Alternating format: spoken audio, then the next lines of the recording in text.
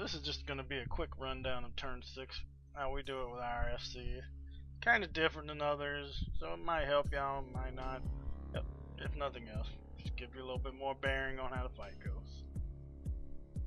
Alright, so the way we do it, the tank pulls it, sets it in position. Then you just do your regular DPS, like break the chains every time they come out. If you get the flower above your head, you run through it. Some groups like to have the person with the flower go up with the tank and run back through it that way. That way you can, it only puts it on 2 people and it's easier to break chains, but we don't do it that way. It's just, this is our way, showing you our way. Now, this fight becomes a little bit more hectic later on. Like, you gotta, if there's a bulb spawn up under the boss, you gotta burn it down quick. You normally want to, you can let the bulb grow once, just for the sake that it won't grow up under it again and you won't have to worry about it. Sometimes we do, sometimes we don't. Depends on how we do it. Aside from that, that's pretty much it, all the way to 60% right here. 60% everything changes. Not everything, but a few things in how it's going. Right here. Alright, here we go. 60% you have to deal with the blighted. You don't want to attack, move, auto attack, anything during the blighted. You still also have to kill these bulbs that spawn up under the boss. You kill this bulb, chains come out. Also during this bulb, sometimes the chains are a bit difficult to break. If you got like an invasive flip like I did right there, you can break them pretty easy if you see somebody running into a bad spot per se.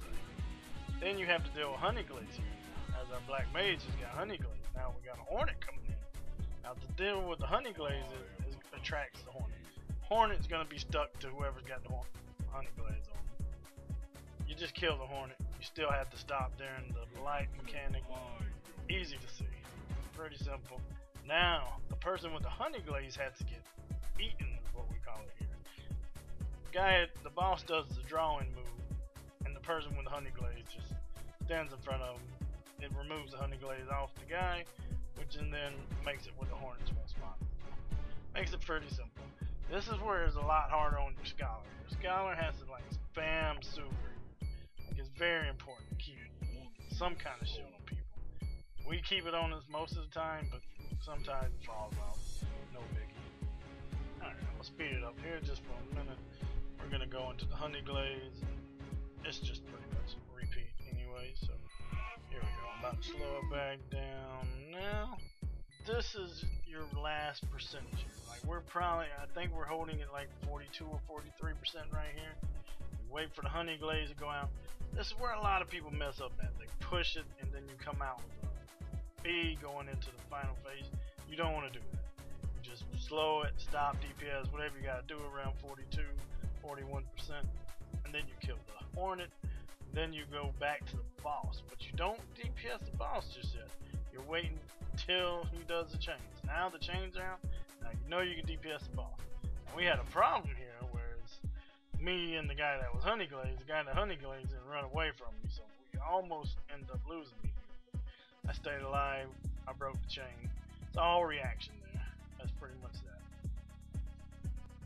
Alright, here the boss is going into its final phase, which is sub 40%.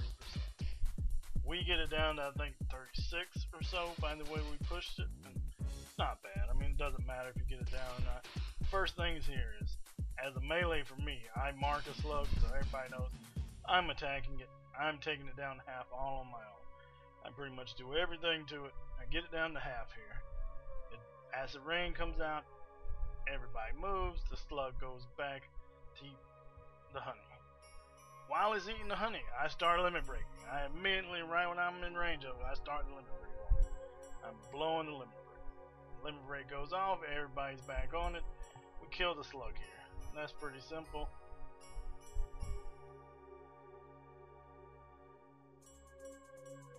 Alright, so here it is. I finished off the slug.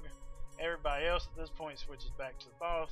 The little blue dot means the laser is going to be shot in his direction, which pretty much does no damage. Like, you just, after you kill the first big slug, it's pretty much cakewalk after that. Then I come back and I kill these little slugs with him. I take this one almost down. You get back on the boss, you break the chains. Like, biggest thing is make sure you break the chains after that. Now there's gonna be, here in a minute, it's gonna do leaf storm again. When you see the leaf storm, that means everybody back to the middle. The leaf storm means he's about to spawn more slugs and acid rain again. It's so simple to deal with it, like you'll see it here in just a few seconds. Leaf storm, move back to the middle, stand here, you wait till the swarm comes out, the slugs are out, acid rain comes again. Now it's over.